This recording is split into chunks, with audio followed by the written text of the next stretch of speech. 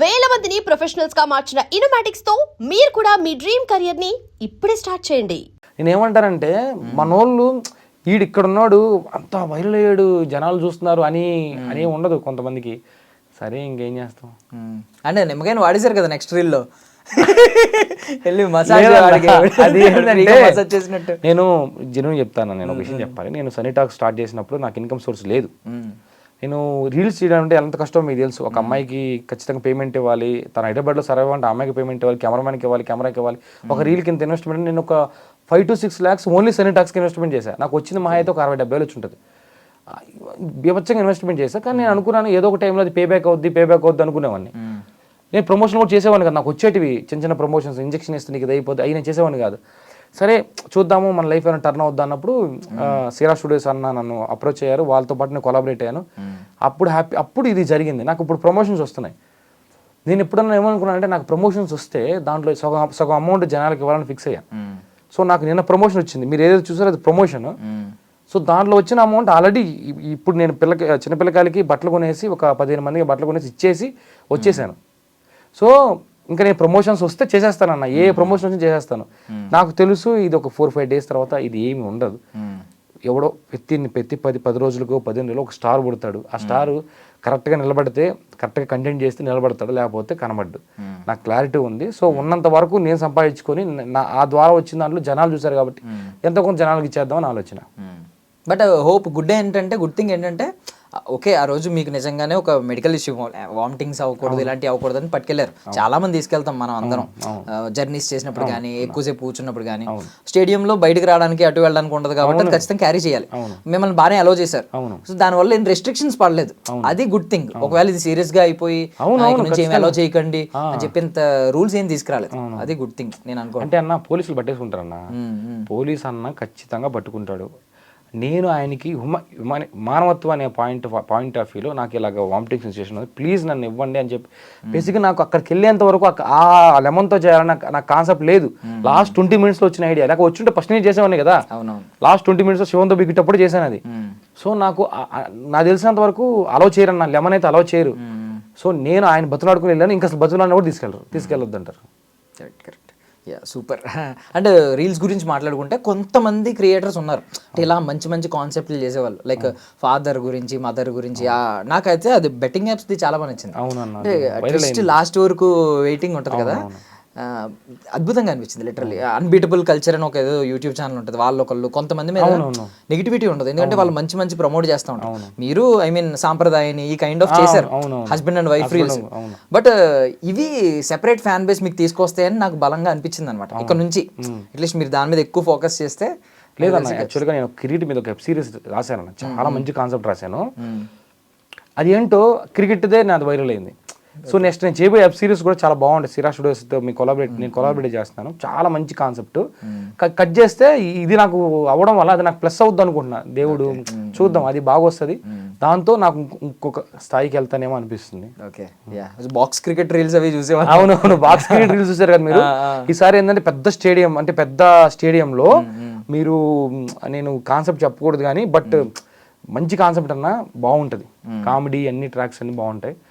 అందులో 11 టీమ్కి 11 ఇన్ఫ్లుయెన్సెస్ తీసుకుందాం అనుకుంటున్నాను నేను. అంటే పల్లెటూరు నుంచి వచ్చే వాళ్ళని, వాళ్ళతో నెక్స్ట్ లెవెల్ రాశాను అన్నది. చూడాలి అది. అంటే రీల్ సిరీస్, అది యూట్యూబ్ సిరీస్, పెద్ద సిరీసే, పెద్ద వెబ్ సిరీస్, పెద్ద మంచి బడ్జెట్, మంచి ప్లాన్ చేసేలాగా. మేబీ ఆ టైంకి అలా సెట్ అయితే హ్యాపీ కదన్నా. నైస్. సో ఏమన్నారు మీ బ్యాచ్ ఎవరో ఉన్నారు కదా కొంతమంది, మీతో మీ ఫ్రెండ్స్ ఉంటారు, రెగ్యులర్ కనిపిస్తూ ఉంటారు. వాళ్ళ రెస్పాన్స్ ఏంటి, వాళ్ళు ఏం చెప్పారు? అంటే యూటిలైజ్ చేసుకుంటారు కదా ఇమీడియట్లీ, ఇలాంటి దాన్ని క్యాష్ ఇన్ చేసుకోవాలి. అంటే మీరు చూసుకుంటే ఏదైనా ఒక ట్రెండ్ పుట్టిందంటే తర్వాత దాన్ని ఫాలో అయ్యే వాళ్ళు చాలా మంది ఉంటారు. ఎవరన్నా నిమ్మకాయ పట్టుకుని మళ్ళీ అలాంటి రీల్స్ చేయడం సంథింగ్ వచ్చినాయా? నిమ్మకాయ పట్టుకుని వెళ్ళి అంత ఛాన్స్ ఇవ్వలేదు పోలీసులు తెలిసి. మేబీ చాలా మంది చేశారు. ఇప్పుడు నేను 2-3 చూశాను. మేబీ అవి కూడా బాగానే వెళ్ళాయి. ఇది నడుస్తుంది అన్న. ఇప్పుడు అంత వైరల్ అయిందంటే ఫస్ట్ ఏం చేశానని మీనింగ్. అంత ముందు చేస్తుంటే ఇంత వైరల్ కాదు. సో నేను చేశాను కాబట్టి అంత వైరల్ అయింది. సో ఒకటి వైరల్ అయింది కాబట్టి దాన్ని ఫాలో అయ్యే వాళ్ళు ఉంటారు. సో జరుగుతాం. ఇంకోటి మీరు అడిగిన క్వశ్చన్, ఫ్రెండ్స్ అంటే నాతో పాటు రీల్ చేసిన నా ఫ్రెండ్స్ సోనియా కానీ, చరణ్ కానీ, శ్రీవల్లి కానీ, ఇంకా చాలా మంది ఉన్నారు. వాళ్ళందరూ నాకు మెసేజ్ చేసి, అరే మీతో చేసిన వాడు ఈరోజు ఇలా వచ్చింది అని చెప్తున్నారంటే నాకు హ్యాపీ అనిపించింది. నాకు అలాంటి వాటిలో లిటరల్లీ నిజం చెప్పాలంటే ఇప్పుడు మీ నలుగురు ఫ్రెండ్స్ లో మీరు ఏం టాప్ మోస్ట్ కాదు. ఈవెన్ సమ్ టైమ్స్ కొంతమందికి వేరే వాళ్ళకి ఎక్కువ విజిబిలిటీ వచ్చిన రోజులు కూడా. సో ఈ రోజు వాళ్ళు గర్వపడుతున్నారంటే మీకు హ్యాపీయెస్ట్ అంతా దేవుడు అన్న. ఎంతో ఎన్ని రోజుల్లో కష్టపడితే బేసిక్గా మనం అనుకుంటా ఉంటాం కష్టపడతా ఉన్నాం, ప్రతిఫలం రావట్లేదు, కష్టపడతా ఉన్నాం, ఏంటి రిజల్ట్ రావట్లేదు అన్నప్పుడు ఏదో ఒక రోజు మనకు తెలియకుండా ఆ రిజల్ట్ ఎలాగలా వచ్చేస్తుందని నాకు ఈరోజు తెలిసింది. సో హ్యాపీ నేను దానికి. అండ్ నెక్స్ట్ మరి మీ అభిషేక్ శర్మ 135 రన్లు కొట్టి ఆరెంజ్ క్యాప్ తీసుకున్నాడు. ఏమైనా ఇంటికి వెళ్ళి చేశారా, ఇంట్లో లేదన్నా అలా ఏం చేయలేదు. అన్న నేను హాట్ స్టార్లో చూసినా, లేకపోతే ఇంట్లో చూసినా, లేకపోతే స్టేడియంలో చూసినా ఎస్ఆర్హెచ్ గెలవని కోరుకుంటాను. ఎప్పటి నుంచో నేను ఎస్ఆర్హెచ్ ఫ్యాన్ని. సో నాకు ఎక్కడ గెలిస్తే ఏముందన్న, నేను నెక్స్ట్ కూడా నేను ఆర్సీబీ మ్యాచ్కి వెళ్తాను స్టేడియంకి. బట్ ఈసారి అయితే లెమన్ ఏమైనా ఎత్తుకోబాను. లెమన్ తీసుకెళ్తే పోలీసులు నన్ను తీసుకెళ్తారు. సో నేను లెమన్ ఏమి తీసుకెళ్ళను. బట్ ఖచ్చితంగా ఆర్సీబీ ఎస్ఆర్హెచ్ మ్యాచ్కి అయితే వెళ్తాను నేను. వాట్ ఇఫ్ మీరు ట్రై చేసినప్పుడల్లా వికెట్ పడిపోతుంది అనుకో, ఒక 4 సార్లు చెక్ చేశారు, 4 సార్లు పడిపోయి, అప్పుడు జీరోకి ఆల్అౌట్ అయిపోతారు కదా. ఏం చేస్తారా? 4 వికెట్లు పడిపోయినాయి అంటే 10 వికెట్లు పడేస్తారా? మీరు అన్నారు రిపీట్ వర్క్స్ అని, ఇంకా వర్క్స్ అయితే 4 వికెట్లు చెప్పాను.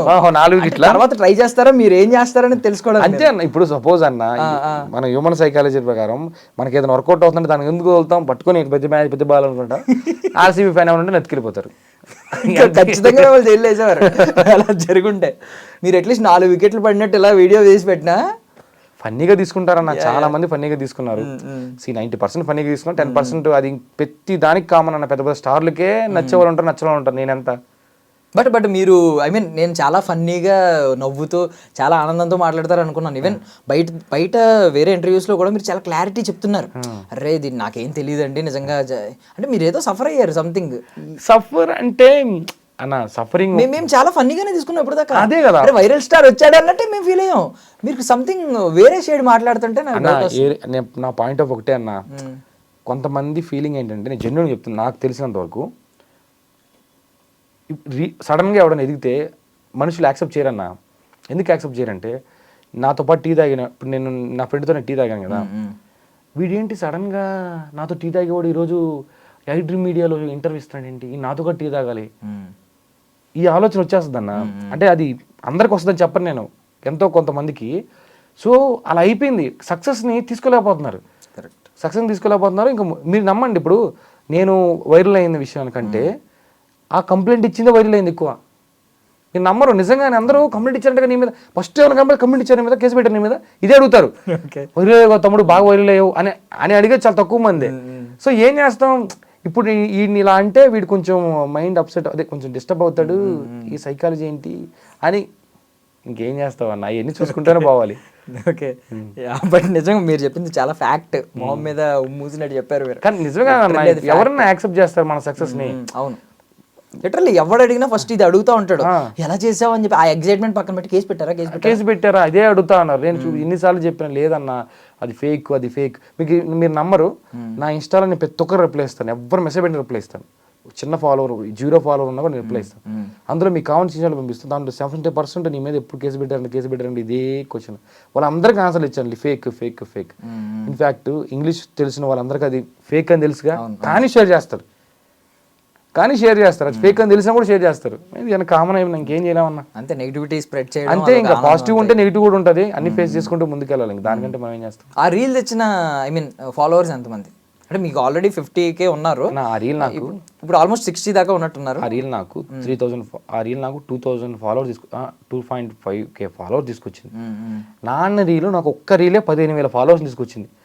సో దీనివల్ల నాకు ఫాలోవర్స్ ఏం రాలేదు, కాకపోతే వైడ్ రేంజ్కి వెళ్ళింది నాది. నా చూసే వాళ్ళు కొంతమంది అయితే ఇప్పుడు ఏం జరిగిందంటే ఎక్కువ మందికి వెళ్తుంది. ఇప్పుడు రోడ్డు మీదకి వెళ్తుంటే నన్ను గుర్తుపడుతున్నారు. సో కంటెంట్ క్రియేటర్గా నేనేమనుకుంటాను, నా రీల్స్ వైరల్ అవ్వాలి, నన్ను ఎవరో ఒకరు గుర్తుపట్టాలనుకుంటాను. అది ఎవరికి అన్న, అది దొరకని అదృష్టం కదన్న. ఇప్పుడు ఒకప్పుడు ఈ సోషల్ మీడియా ప్లాట్ఫామ్ పక్కన పెడితే ఒకప్పుడు నార్మల్ హీరోస్నే గుర్తుపెట్టేవాళ్ళు, సీరియల్ యాక్టర్స్నే గుర్తుపెట్టేవాళ్ళు. ఇప్పుడు ఒక అదృష్టం ఏంటంటే సోషల్ మీడియా ఉండడం వల్ల నువ్వు జనాలకు కనబడుతున్నావు, గుర్తుపడుతున్నారు. అది దానికంటే ఇంకేం కావాలి.